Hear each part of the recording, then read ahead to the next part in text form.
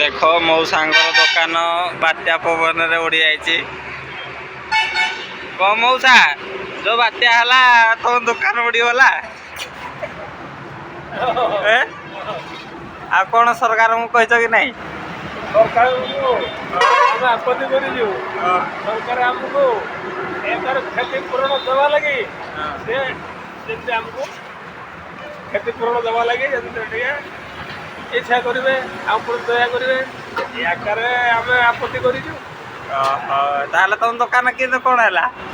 मन को से माड़ी बहला माड़ी बहला बात्या पवन तो एमती है जे पवन द्वारा ना खाली खाली माड़ी बह कहीं भांगी नहीं कहीं रुझी नहीं पवन रे फसी बहला